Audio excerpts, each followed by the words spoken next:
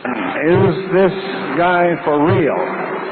That's up for you to decide.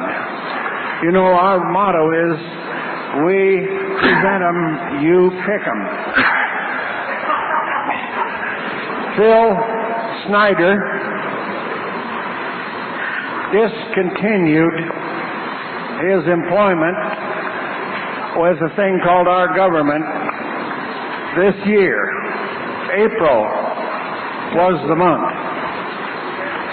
He is now going to violate the oath of secrecy he took when he went to work on these things. And he will tell you what he's done, how many years he was there, some of the places he's been, and some of the things he's done, and some of the things that have happened to him. He has a ton of information. His workshop will be tomorrow afternoon. I want you to welcome now Phil Schneider, who has gone through quite a bit, which we'll maybe tell later, to be with us today. Welcome, Phil, from Oregon, please.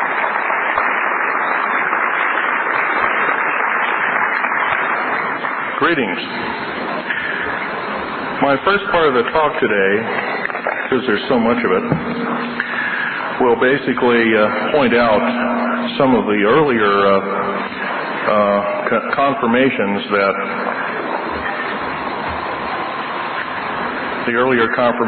that UFOs were well known by our federal government structure, our military services, even before 1947. In fact, in 1947, after the Roswell incident, there were some congressional hearings on the subject, and the military basically stonewalled the whole thing and said, well, we don't know of any kinds of things like this or stories like this that happen. So they perjured themselves, because the pictures I have up here,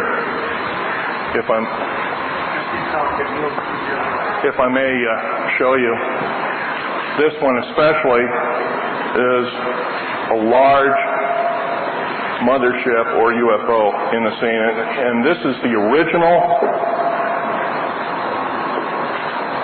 This is the original jargon, or the original language used by the Joint Army-Navy Task Force during the Bikini Island atomic bomb test. There were 4 major explosions. Most people think there were only 2 or maybe 1. There were 4. The whole area was surrounded by a shallow underwater. UFOs were seen leaving the ocean all the time. They were harassing the natives, and there was all kinds of other problems. So I'm sure the area was picked to basically eradicate the discs, which posed a threat to the planet at that particular time. We were at a very vulnerable time. We just finished fighting World War II, and all the countries were basically in a state of turmoil as far as being bombed into the Stone Age. But so these saucers were preparing for some kind of major attack. And we might remember the statement made by General Douglas MacArthur in 1946, or in January, I believe, of 1946. He said, the next war that we may fight won't be from planet Earth. The next world war will be from principalities as well as conditions from outside the Earth. And this was definitely true, especially in Bikini, because in these pictures, these streaks here, all these pictures, by the way, have all been confirmed as having UFOs in the picture. They've all been done by computer grain analysis and other kinds of things like that. This is the original language of each photograph, and the original release dates. These were secret up until about a year ago. I have these pictures that were willed to me by my father when he passed away several years ago. I basically had to have them cleared, to which they were. Some of them were declassified as early as 1950. They were fairly rare at that time, I'd imagine. But in this particular photograph, we have one main ship that's over 300 feet long, 220 feet wide by 220 feet high. And it's flying about, 3/4 of a mile off this U.S. Navy plane's wingtip. That's a drone aircraft taking pictures of the A-bomb at a distance. And it says here, flying discs leaving ground zero, Joint Army-Navy Task Force 1 photo.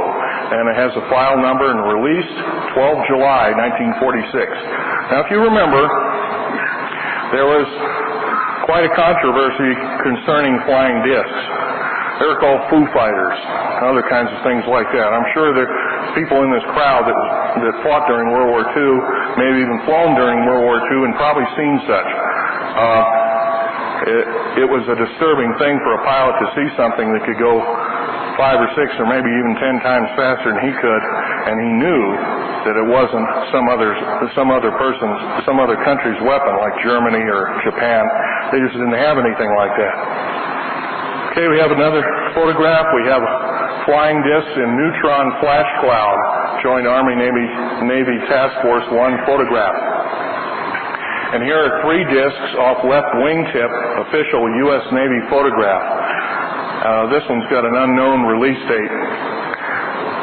And here's discs attempting to leave ground zero, second A-bomb blast, Joint Army-Navy Task Force 1 photograph, released 2 August 46. And here are discs leaving ocean from ground zero, second A-bomb blast, Joint Army-Navy Task Force 1 photograph. These photographs were probably the first ever shown to the public regarding what the military, U.S. military, knew about flying discs, especially after they perjured themselves in front of the United States Congress in 1947. They absolutely lied. They said that they didn't know anything about the subject. That was a bunch of rumor. Now, if I can go to the second.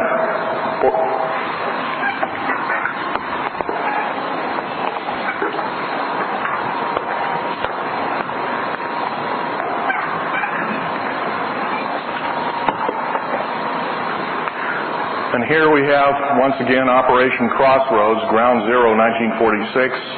Here's a picture of Bikini, where it is. It's about 1,800 miles away from the Hawaiian Islands, somewhere like that. And of course, they put everything from garbage scouts to ships to captured armament, just to see the effect of the A-bomb. We have numerous discs attempting escape. So they knew that they were escaping, and they probably knew that they were going to be vaporized by the atomic bomb blast. Joint Army-Navy Task Force 1 photograph, and release date of 2 August 1946. And here's time rift and discs at ground zero. Now, time rift is where an A-bomb literally rips apart the fabric of time itself. And that was also a Joint Army-Navy Task Force 1 photograph. Of course, we have some young sailors watching the A-bomb blast from about 12 miles out, getting an atomic suntan. I don't know if they're still around, but hope they are. And here's a rare overview of the atomic cloud taken by a remote control aircraft. And remote control anything in 1946 was a rarity, especially a large aircraft. Flying discs attempting to escape from ground zero, once again, Joint Army-Navy Task Force 1 photograph. I have over 7,800 photographs my father left me.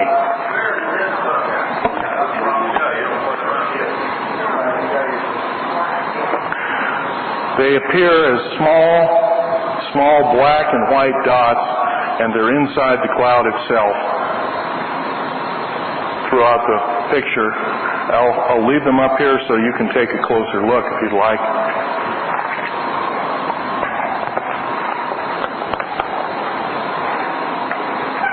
Now we get to a slightly different subject. Operation Invisibility, the Rainbow Project. Al Bielik's sitting back there. He's a sole survivor, one of the sole survivors of the Philadelphia experiment, where I believe, if I got it right, the U.S. Navy actually succeeded in developing a device within a Navy ship to cause it to disappear out of the scope of reality, physically disappear. Well, here's a time variance briefing aboard the USS Eldridge in one of its ready rooms. And it's an Army photographic agency. Release date is unknown.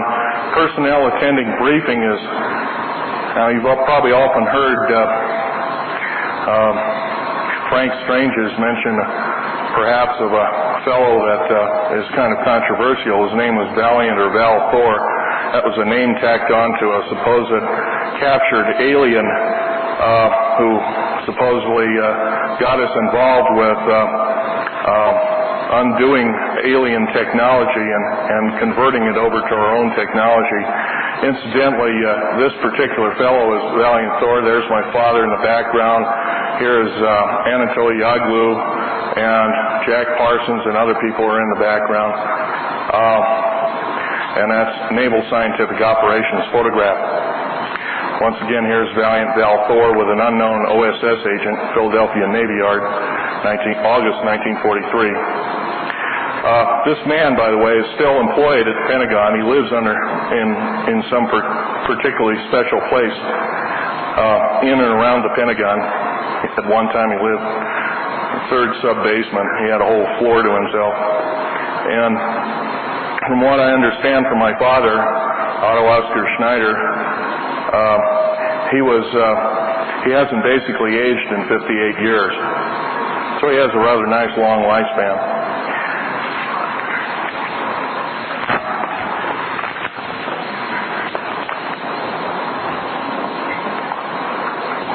Now this one is the bomb blast of Nagasaki, Japan. It's a rather famous photograph, Operation Overlord. There were over 180,000 plus casualties. The famous part of the photograph, of course, is the clouds that are forming. The updraft have formed a human face in the bottom. I think everybody's seen that, has seen a picture of that angry-looking human face, kind of peculiar. This at one time was secret, and it's been professionally scratched out with the so-called, end quote, broom. And this is just after the blast, 16 ten-thousandths of a second after the blast, basically. Anyway, there's the photograph, and that was one of the bombs going off. And once again, there's all kinds of interesting objects in the photograph. Leave it to you or what they may be.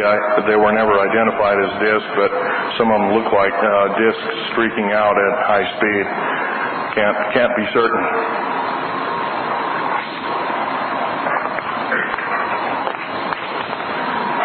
And here we have a series of pictures of all the different F-117As. Here's an aerial photograph of Groom Lake. Here's a B-2. According to the gentleman up here who just happened to have told me the Aurora doesn't exist. I've seen something fly that flies awful rapid, leaving a kind of a donut on a rope signature behind it and making a series of sputtering sounds that are sonic booms, like 10 or 15 of them in a row. So it's got to be some form of transatmospheric plane. Here's a picture of Paul Benowitz. Paul Benowitz ran Thunder Scientific Corporation. He was going to go public with the entire information about Kirtland Air Force Base and UFOs and that kind of thing like that. He was psychiatrically abused. He was against his will. He was put in a mental institution, and his brain basically made a vegetable of him. And his brother and sister spent a lot of money getting him out of that situation. He can't even write his own name. He was a brilliant physicist who worked for both the Navy as well as the Air Force, and other things go on and on and on. And these kind of atrocities must stop, because secrecy is one thing, but when you use federal law to subvert really good people, then that gets to be another question indeed. Here's my best friend, Ron Lee Rummel.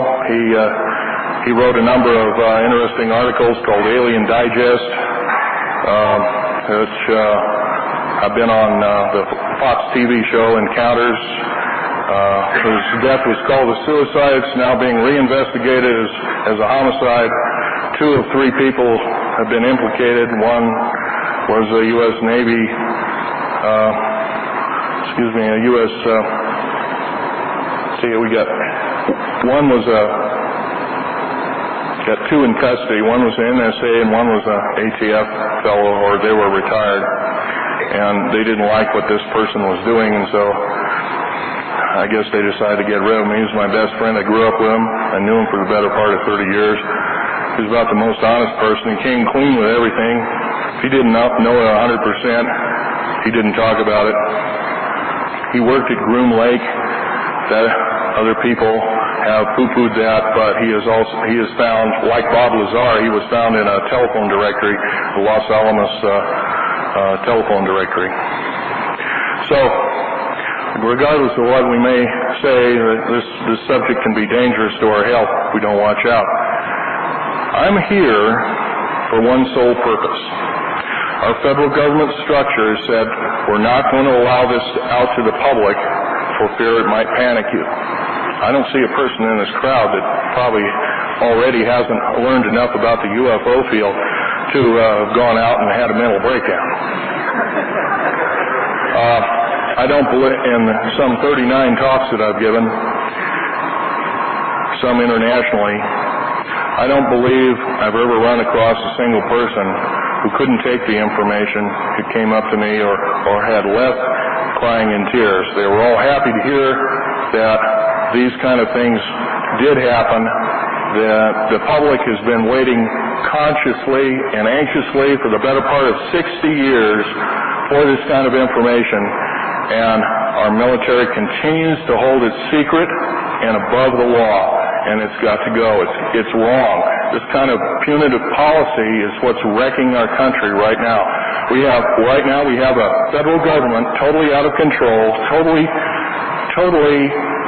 disobeying every constitutional law we have, and they're just running roughshod over its people. And somewhere down the line, I believe our founding fathers one time told us, it said, they warned us of this. They warned us not to bring out this beast. And if it ever did happen, we are to overturn it. Now, does that mean that they have to take these people on a one-to-one? They got missiles and tanks, and all we've got is an occasional pop gun? Come on. But it does look like, especially in the light of recent events with the Waco hearings and others, total whitewash, we are getting nothing but lies and innuendo from our officials who are supposed to tell the truth. By the way, an official who lies to Congress is not only guilty of lying to Congress, contempt of Congress, they're guilty of treason. And I don't see any people being lined up and arrested for this travesty. I haven't seen it.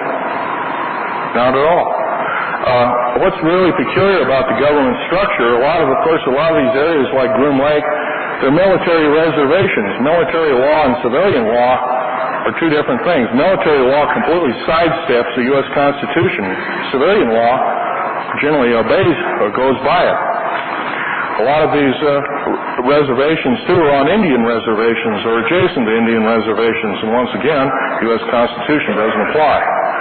So, when we think very carefully now exactly where we're going, we must be told the truth. All of us in this room, in some capacity, has to, whether we write our Congress people, whether we talk to people, whether we have a tea party and talk to them, we have to and we must insist upon the truth by our elected officials, and we must also insist that they take an oath that if they lie, they get impeached. And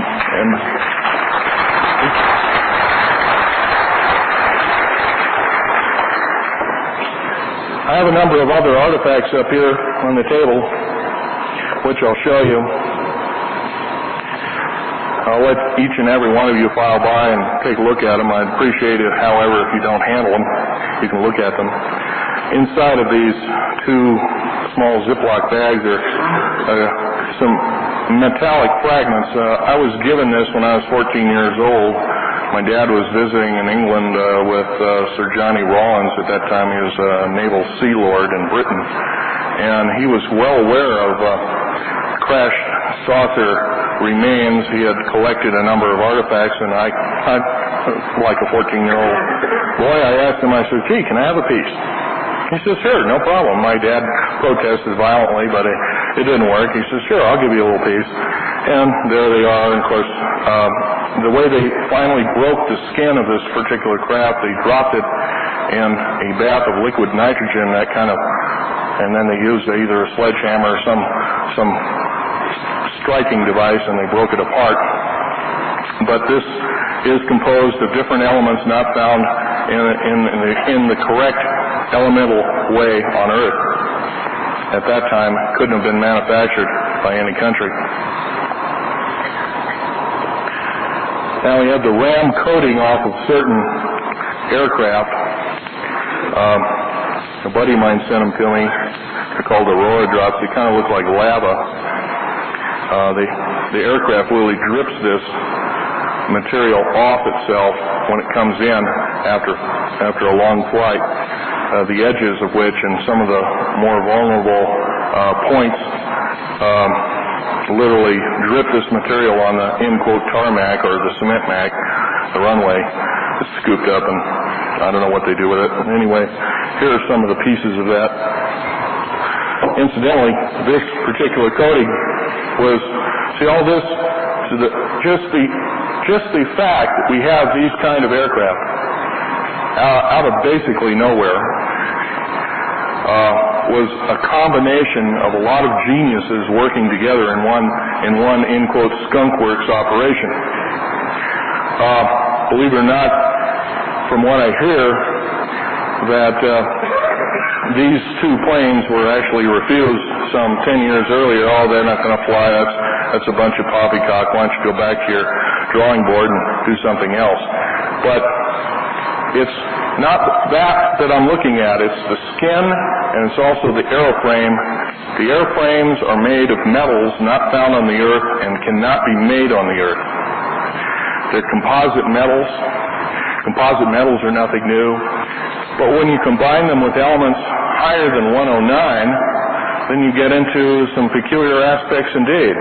You get into mixing basically element 109, and at my table I have a revised list of the elements, 140 of them now, of which some 30 of them are alien or have been captured from alien technology down to alien spacecraft of various sorts and so-called alien, captured alien technology.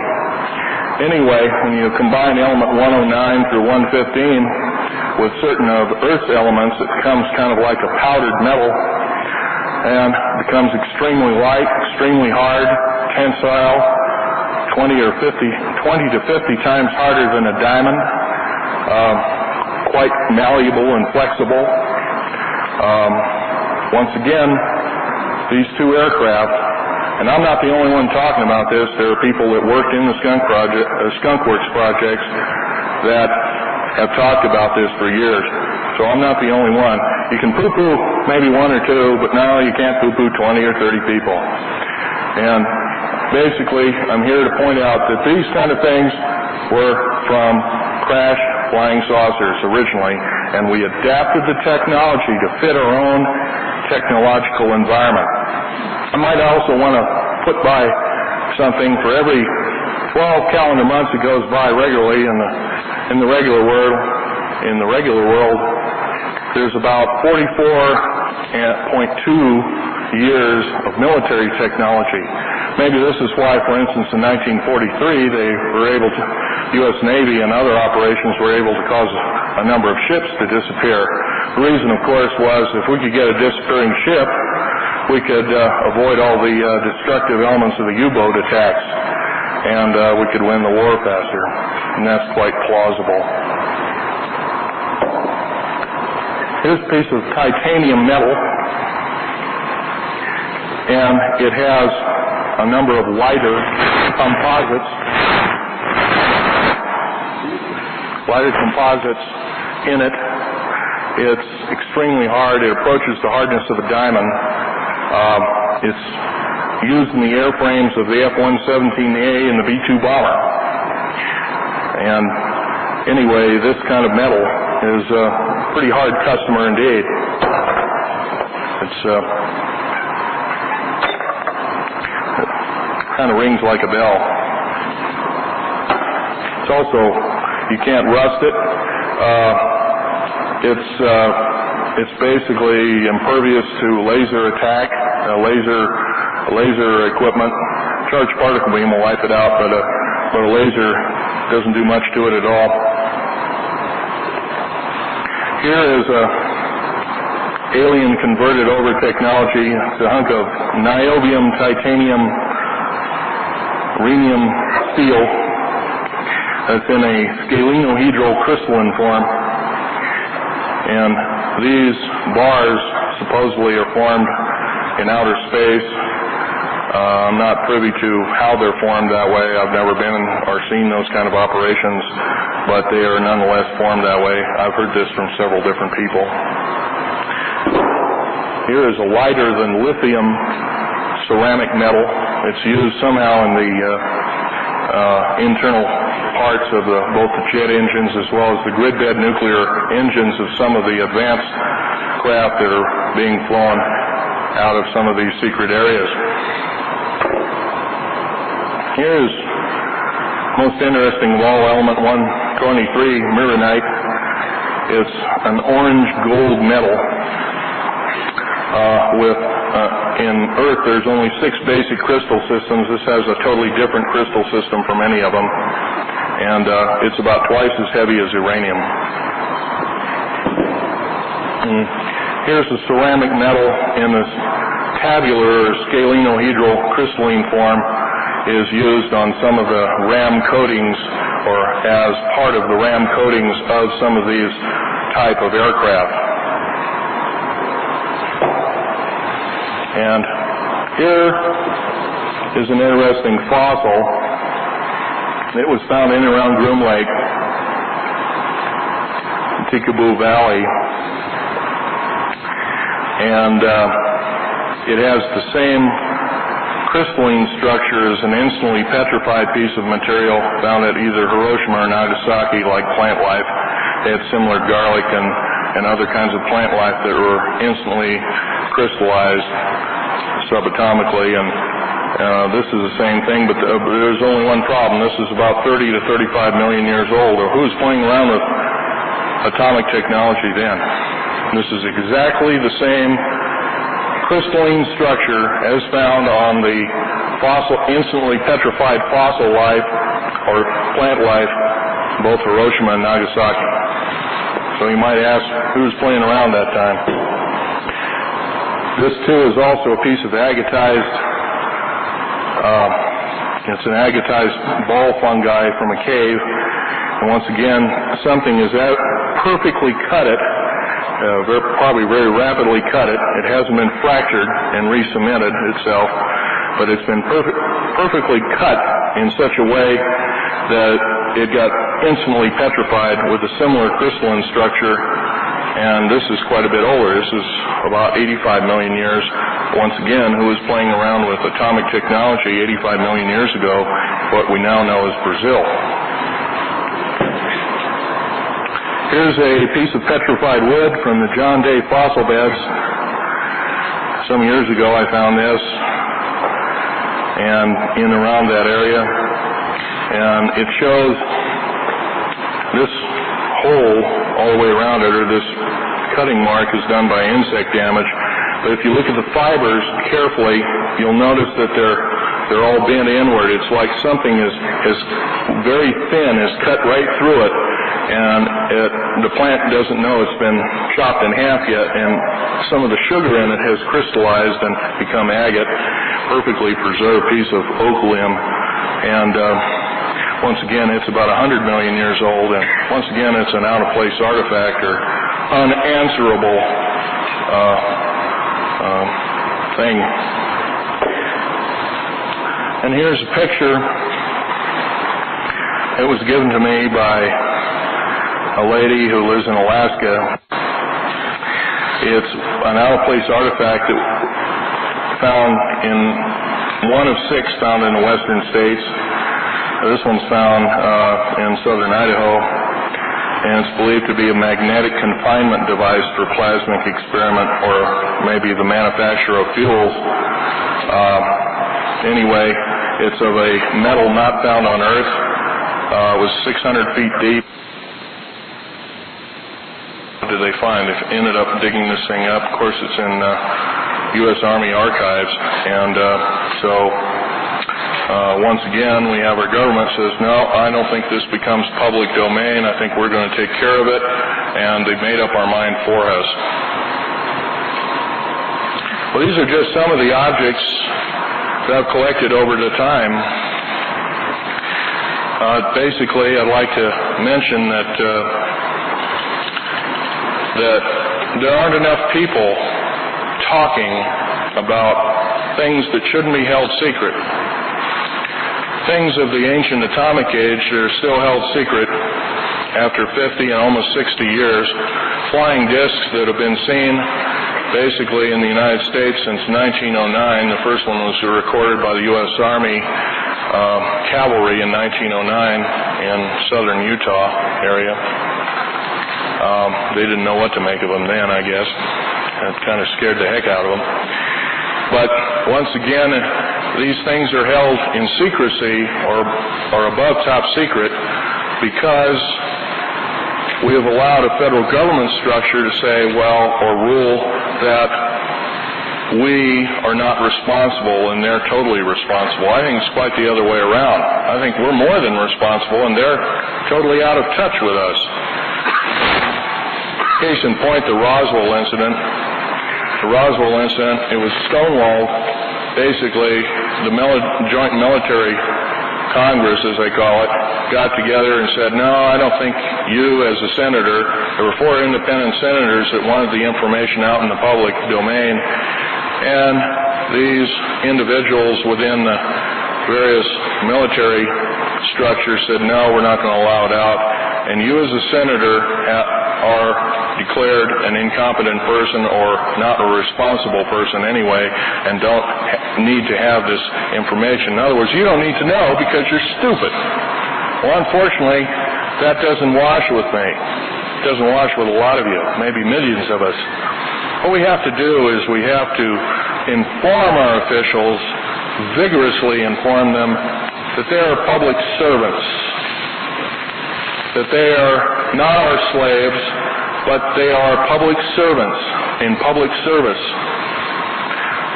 that the rules and regulations that they've made in the past have to be changed. Once again, we've allowed too few people to rule over us like kings and queens. Now, when a senator or a president is told, no, you're not going to tell this to the public, and maybe it's quite possible that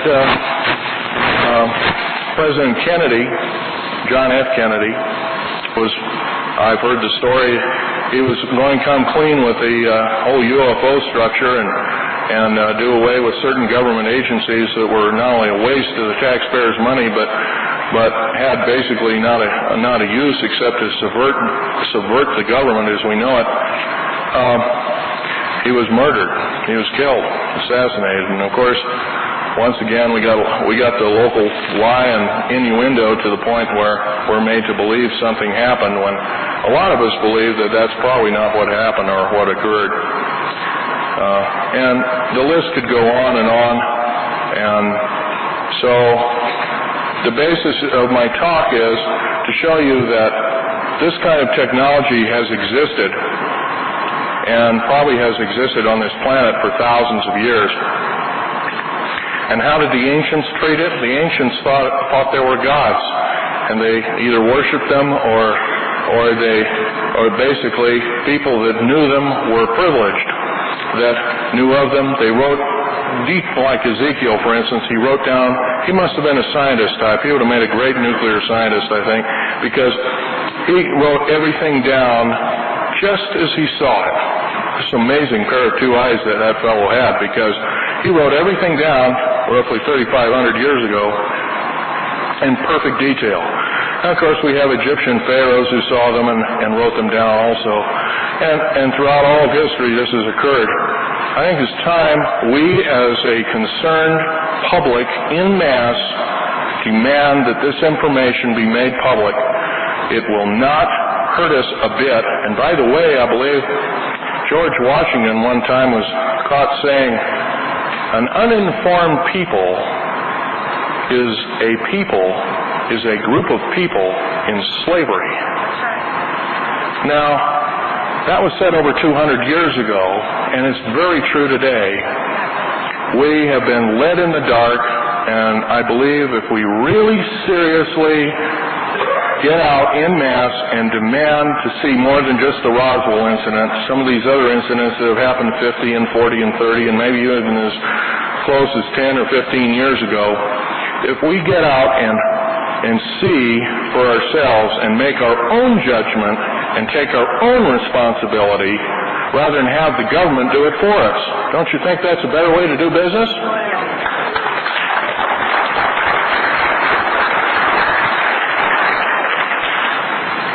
Oaths of secrecy are illegal. It is a travesty beyond belief when you are forced to sign an oath of secrecy saying that if you reveal this, you're going to be guilty of treason or thereabouts. This has nothing to do with treason. This has everything to do with truth.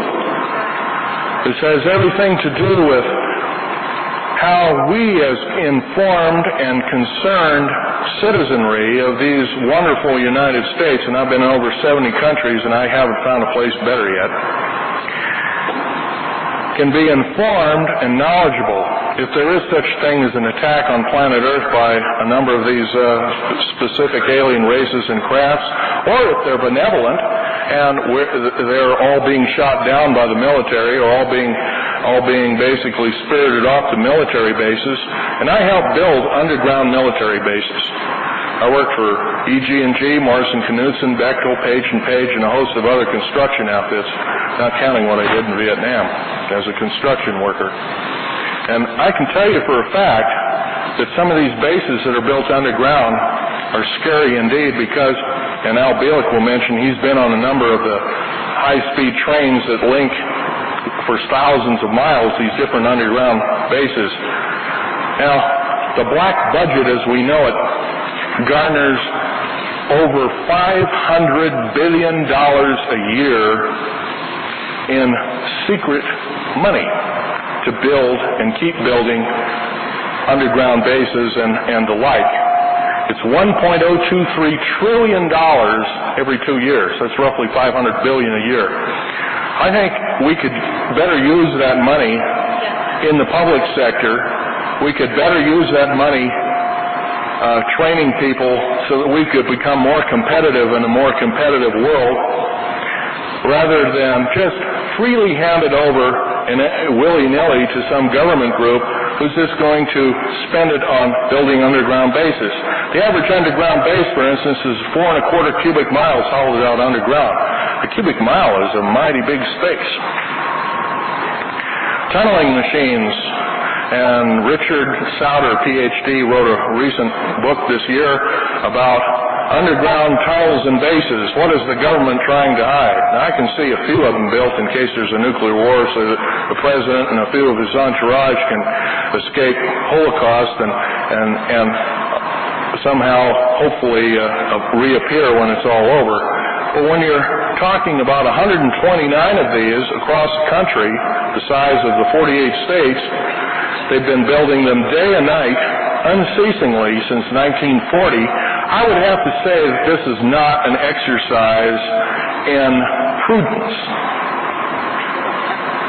This is an exercise in subversion. Subversion is a form of treason. Now, I haven't been one to make policy, but I think if we all got together and did some serious questioning, I think we could get to the bottom of all this. And I know also that if our government really did know fully well about Foo Fighters, it's all been written down, the answers point to yes, and flying saucers, detailed in every degree as early as 1946. This is almost 1996, 50 years hence, and we're still being given the snow job. Oh, it's a weather balloon, or it's dust on the lens, or it's your imagination. You know how many people in the United States have seen a UFO? Believe in UFOs? According to the Roper Report, which is a reporting agency, part of the Remington Rand Corporation, 106 million people in this country have seen them. Now, I can believe a few people might be crackpotish and promote these kind of stories and that kind of thing, but 106 million people? And then worldwide, we're talking about over 1 billion people have seen them, not counting about what's happening down in Mexico City as I speak. They're just coming out of the woodwork out there. People are filming it with their video cameras. And in Mexico, it is not a crime to ask a government official what a UFO is. In this country, it's still a crime. In fact, it's a felony. If I decide to ask somebody who's perhaps an Air Force general, and that Air Force general or officer decided to divulge that information, not only would he be guilty, but I'd be guilty for hearing it. Now, somewhere, that isn't what I heard what the United States is supposed to be like. I always heard that we were supposed to be a freedom-loving people and not subjected by our dictators, as I call them, or our politicians who've now decided to run themselves to such a point that they're kings and queens over us. I believe that we can still turn this country around, but we're going to have to start asking questions, and we're going to have to start demanding answers. And demand, if it takes class action lawsuit, which I'm already engaged in doing because of these pictures, because if the government lied to Congress in 1947, a class action lawsuit by one or more people would bring out a lot more information. Another thing, a lot of this information is actually out to the public. But once again, if you use the Library of Congress, you have to have a special card presented to you by the Navy Criminal Investigation Service, just in case you decide to commit a crime, or the FBI, or something like that. Once again, you're suspected of being a criminal when you're doing your homework. I don't think this is America. I'm not hearing this right. I'm not hearing to the point where this kind of information that isn't coming out is hurting us in any way. We're not babies. We're individuals. A lot of us are grown-ups. Most of us in this room are. And I have to say one thing. Most of us, I'd say 99% of us in this room are responsible people. Most of us are professional people. Most of us are up to our neck in innuendo on why in the heck this happens. Once again, back to the Library of Congress, a lot of these titles for UFO information are carefully hidden. They're in stack call rooms. You need special IDs and this kind of thing. Is this what I'm hearing? Is this prudent? Is this freedom? No. Bill, could you share with us your personal experience building like down below 51 in Dulce and so forth? Yeah. My personal experience started the better part of 17 years ago when I worked for Morrison Knudsen. We worked in and around Area 51. We tunneled out better than 9 cubic miles underground. We built just about everything that so-called black jets are housed on, that fly out of, that bases, barracks, you name it, it was all there. What's Area 51? Area 51 is By the way, Area 51 is, we've been told recently, about 2 years ago, it doesn't exist. By the way, if it doesn't exist and I'm talking about it, I guess I'm not guilty of anything if I divulge the information. Well, it does exist. It's right here. In fact, on this map, there's Groom Lake. There's S4 near, on the other side of Lathrop Wells. There's R4808E, all the mountain chains and everything like that. That's an aerial map of 1966 realm that was given to me. Where's Groom Lake? Groom Lake is in Nevada. It's just north of Las Vegas. It's one of the largest military, it's part of the Nellis Air Force Base Tonopah Test Range complexes. It has recently taken the mountaintops, like Whitesides Mountain, so people can't climb up there with their spyglasses and look at new kinds of aircraft. They thought they were seeing UFOs. Maybe they are. People have sworn, many people, dozens of people, that we are now flying captured UFOs that are repaired, that are made whole, made for us to fly. Whatever is occurring, is this what I'm hearing? That once again our government says, another big lie, it says, well, this base doesn't exist. Oh, really? Huh, that's interesting. Over 10,000 people work there from time to time on shifts, most of them in the cover of darkness. Most flights of the F-117A fly out of there. So it doesn't exist, does it? How many years did you work there? I worked 11 of 17 years in black projects in and around Groom Lake. Bill, you also share with us how they build those tunnels. The tunnels are built basically with not your usual conventional boring machines, but the tunnels are built with kind of a plasmic laser that literally melts through the rock up to 7 miles a day. It vaporizes the rock material, enough the rock material is deflagrated and melted, and it's used as a coating of the wall that's behind it. It's a very sophisticated piece of equipment. It's been around for 25 years. So when we say the old drilling equipment, we see all the ads for the old drilling equipment. That's stuff that was around in World War II and between World War I and World War II. Once again, we're been sold down the river and lied to, saying that that's the only equipment around capable of doing such. Total poppycock. New kinds of equipment. They have ways of completely using shape charge blasting. My basic job is to crawl down in a hole, pick up rock samples, bring them up to the surface, analyze the grain structure, and analyze what kind of explosive to use if an explosive was needed to hollow out or build a specific military base. And I'm fully aware of what explosives can do and how strong they are. And I might want to also add that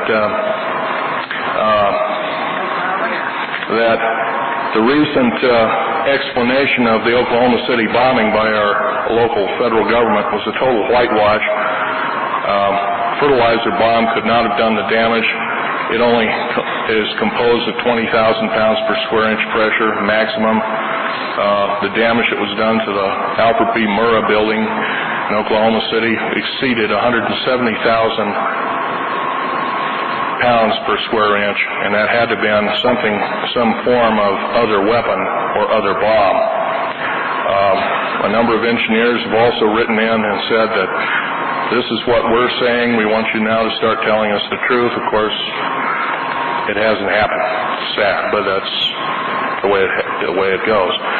In working on these bases, I worked also throughout the United States. I worked in Dulce, New Mexico. In 1979, I was lowered down a hole to analyze more rock samples, and we had found a whole cache of underground alien involvement, to which I was absolutely petrified of what you might call a large gray. A number of Secret Service and Delta Force people, some 66 of them lost their lives that day, all because the government didn't tell them the truth about what was going on. And so once again we were uninformed and we were attacked and we were butchered by an entity that's highly evil indeed. I have suffered wounds from it since then, and I was basically incinerated or shot in the stomach or in the side area of my ribs here, and it basically opened me up like kind of like a sardine can and destroyed my rib cage and basically cooked my guts. And I was lucky to make it out alive. I had killed 2 of them. I carried a small pistol with me, a little Walther PPK pistol with a 9-shot clip. And I had time to empty 1 clip into 2 of them, and they are mortal. They do go down. However, do we, as prudent citizens of these United States, if there's a real alien threat out there, I'd like to know about it. I think you'd like to know about it, because we could prepare ourselves for the event if something like this is happening.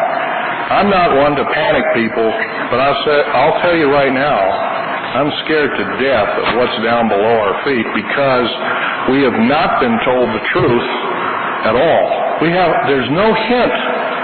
All this is kept top secret, above top secret, which is hogwash. And once again, we've been led down the path, and basically we're cannon fodder. We're not to be told these kind of things. It's above the line of secrecy of this kind of thing.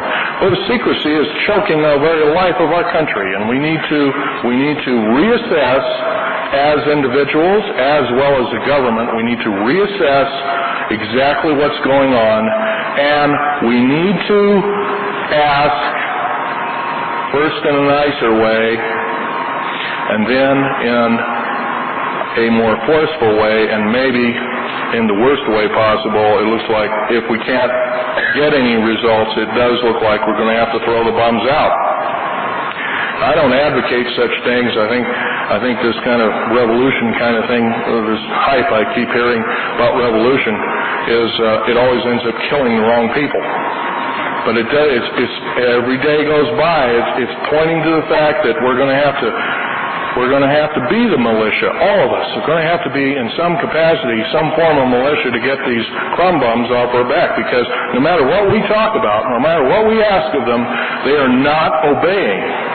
They are not complacent. They are not complying with our simple demands. Phil.